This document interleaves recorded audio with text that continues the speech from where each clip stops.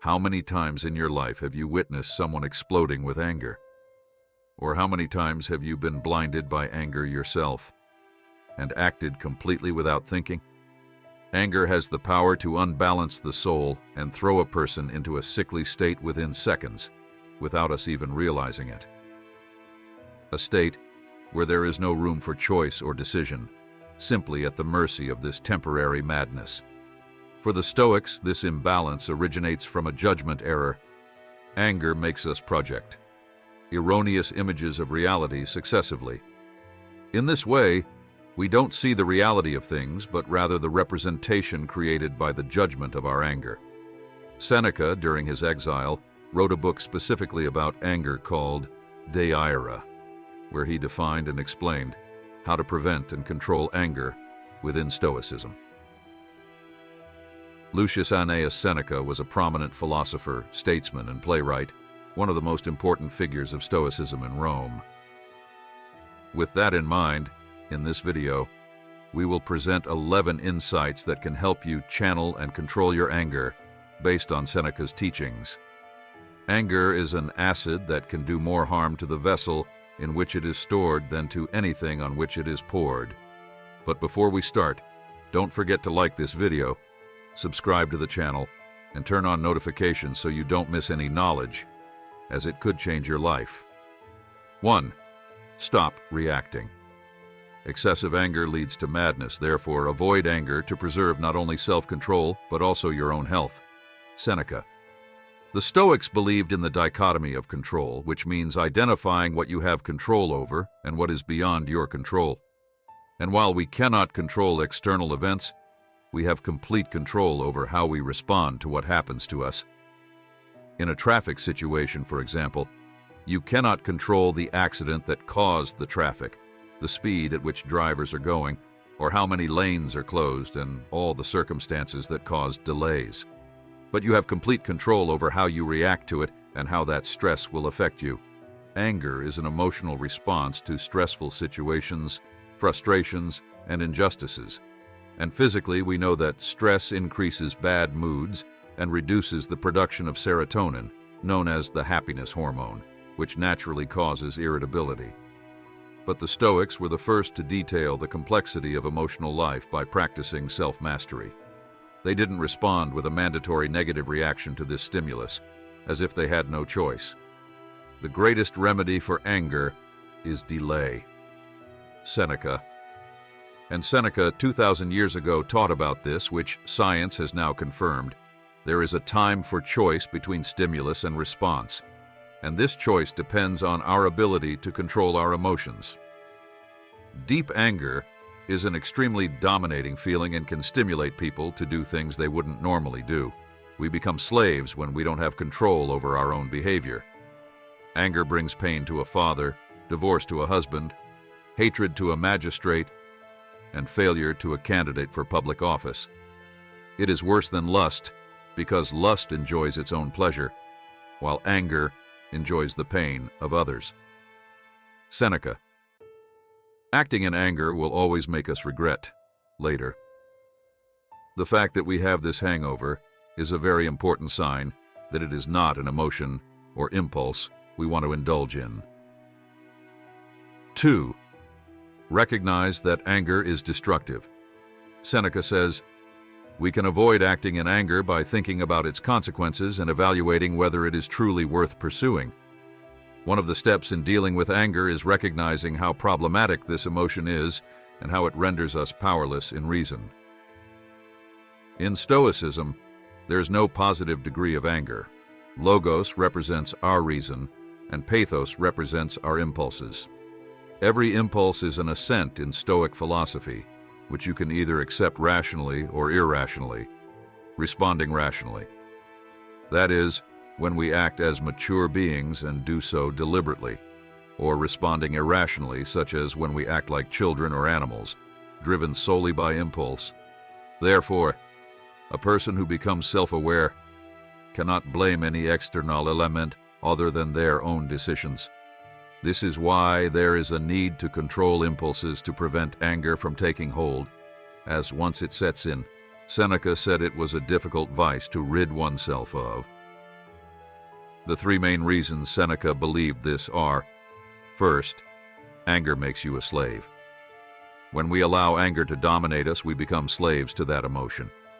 It emotionally unbalances us and makes us more vulnerable to making mistakes we will likely regret later.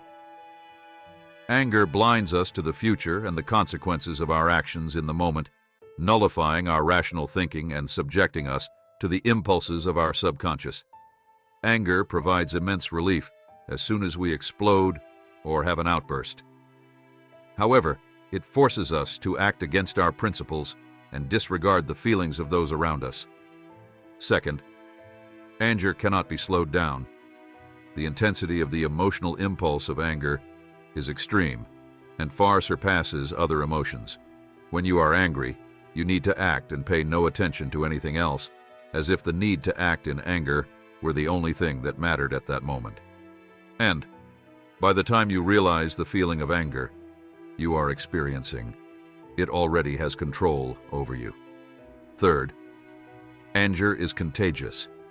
Anger has the ability to influence a social group faster than any other emotion. And when there is enough anger, everyone comes together and seems to become a force for destruction. Just think about public lynching or any violent protest. All the people visibly appear united by anger. Now that we know how destructive anger is, we need to diminish our attachment to this emotion. Getting rid of anger or disliking it is just the beginning, but we also need some ultimate goal to achieve.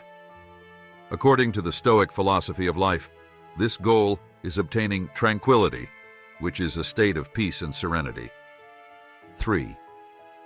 Recognize your anger triggers and learn to control them. In the words of Seneca, therefore, the best course of action is to treat the illness as soon as it becomes apparent at that moment, giving yourself the minimum freedom of expression and restraining our emotion. Seneca advises us to be attentive to our anger triggers, in other words, to be aware of the events and situations that provoke anger in you. This is important because you will respond more effectively to your anger when you know what stimulates it. If we practice mindfulness, we can not only detect the broader patterns that trigger our anger, but also recognize the specific thoughts that arise and lead to the emotion of anger. The benefit of this is that we will be able to identify and neutralize them before they happen. Here are some common anger triggers.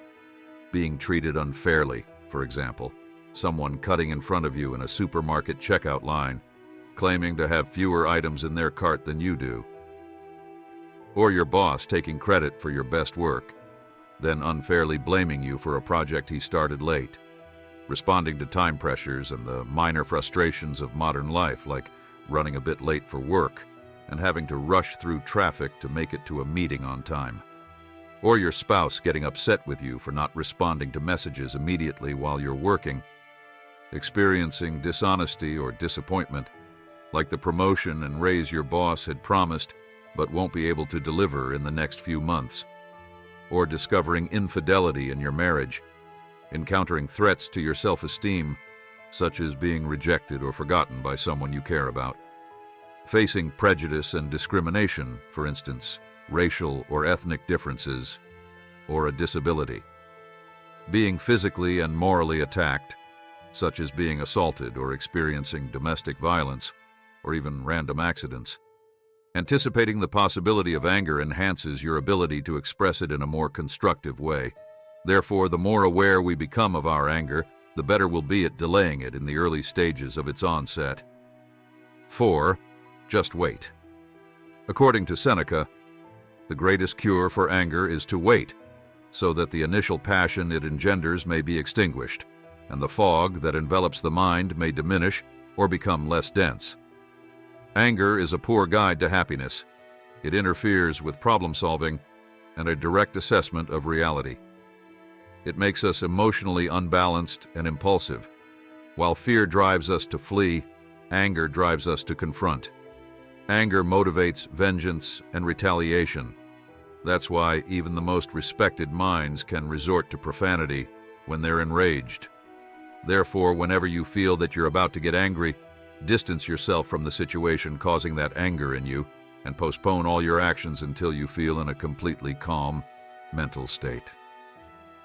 Even if you have to read the message 10 times or wait for 2 days, wait before sending it. Don't do it in anger. Seek the advice of a third party who is outside of the situation, and preferably not emotionally tied to any of those involved. But if you are calm and still want to send the message, go ahead. However, the chances that you wrote something in the heat of anger that you will regret later are enormous. You are more likely not to want to send it. Try reading, meditating, or engaging in another activity you find relaxing. Take a walk, go for a bike ride, or do some stretching. This can relieve tension in your muscles and help you relax. According to the American Psychological Association, deep breathing is one of the fastest ways to reduce the intensity of your anger and anxiety. Even something as simple as waiting or counting to 10 or repeating a calming word or phrase, such as "it's over" or "let it go," can help you calm your feelings of anger. Anger is an emotion, and emotions do not last forever. We all get angry from time to time, but using these strategies will help you control your anger and express your feelings in a way that is beneficial for both you and others. 5. Put yourself in the offender's shoes. Seneca says, "Let us put ourselves in the position of the man who is irritating us. It is indeed an unjustified estimate of our own worth that causes our anger and a reluctance to endure the treatment that we would gladly inflict on others." Trying to see yourself in others is an excellent exercise for dealing with anger. When we get angry, we often become outraged by the actions of others. But it's very likely that we have acted the same way at some point in our lives. Ask yourself, how many times have I acted like this? Have I ever acted disrespectfully, whether verbally or emotionally? Have I said cruel things to someone that I later regretted? Have I manipulated someone? As human beings, we all share more similarities than differences. We have all acted poorly at times and then realized that our free will is not as free as we might think. It is largely dominated by our passions. 6. Calm the mind through art and music. As we learn from Seneca, temperamental people should avoid demanding studies, or at least engage in others that are not likely to lead to exhaustion. The mind should not occupy itself with difficult tasks, but should be given to pleasurable arts. Let it be calmed by reading poetry and delighted by tales of history. Let it be treated with a measure of kindness and refinement. If you have a short fuse, Seneca believes that finding art or music that calms you will be beneficial in the pursuit of a serene mind. Today, this form of anger management is known as expressive therapy. Expressive therapy encourages people to scream, shout, and hit pillows to release built-up anger. The pillows represent people from their past and unresolved anger issues. The term expressive therapy also refers to the use of creative arts as a method of anger control. This type of therapy is also known as creative arts therapy and expressive arts therapy. Advocates for the use of expressive therapy as an anger management method believe that the body will heal through a combination of creative expression and the use of imagination. During an anger management counseling session or class, therapists help identify anger triggers and unresolved anger issues. While there are many types of expressive therapies for anger management, the most common ones include music therapy, art therapy, dance therapy, drama therapy, and writing therapy. Practically any form of art can be soothing. Music is a universally beloved art form that has the ability to have an emotional and physical impact on the listener. It can make you feel more energetic, happy, or sad. When music is used as a form of expressive therapy and anger control, it is used as a mood stabilizer. When you feel angry, turn on the radio or listen to music on your phone, and it will help you relax. 7.